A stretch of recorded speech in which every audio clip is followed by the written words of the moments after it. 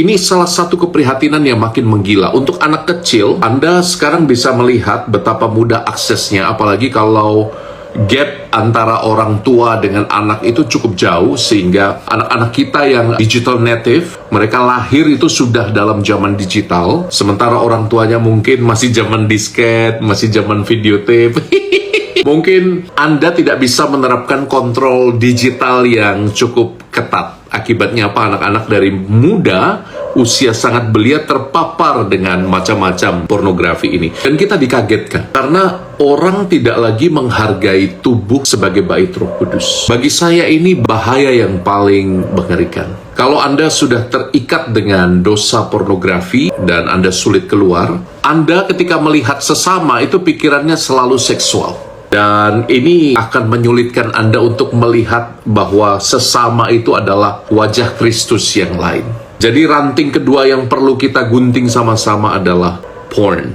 Jadi saya harap untuk Anda yang bergulat dengan pornografi, Anda bisa cari bantuan. Karena itu hampir mustahil untuk bangkit dari keinginan diri sendiri. Akan selalu jatuh pada dosa yang sama. Kenapa Romo tahu? Pengalaman dan sharing dari umat. Maka coba temukan kekuatan untuk bangkit ketika Anda berkumpul dengan saudara-saudara seiman, para pria-pria Katolik yang kudus, yang Anda kenal baik hidupnya. Tidak perlu malu sebetulnya untuk terbuka.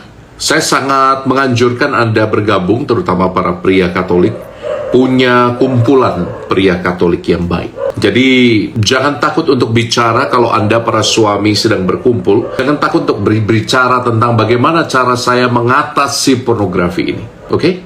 Beberapa demonologis, beberapa eksorsis yang Romo jumpai dan juga yang tadi pagi di-sharingkan oleh Bishop Barron mengatakan bahwa sekarang ini iblis banyak menggunakan pornografi untuk sarana menguasai hidup seseorang.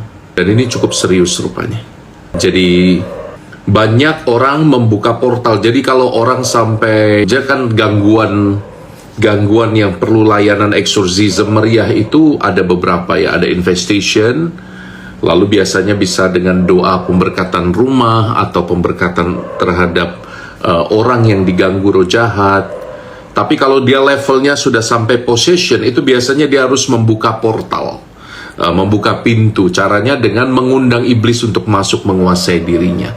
Entah dia atau orang-orang terdekatnya yang diikat dengan relasi darah. Ayah, anak, ibu, anak itu ya. Biasanya harus ada portal yang dibuka. Dan portal yang dibuka ini mengandaikan persetujuan. Entah dari orang yang bersangkutan atau dari orang-orang yang terdekat. Ya, ini bagian dari pengalaman para eksorsis yang saya dengar. It's real ya, exorcism itu real. Dan biasanya para eksorsis mengatakan sekarang ini pornografi itu menjadi pintu masuk seseorang untuk dikuasai oleh iblis. Maka please hati-hati dengan ini. Oke?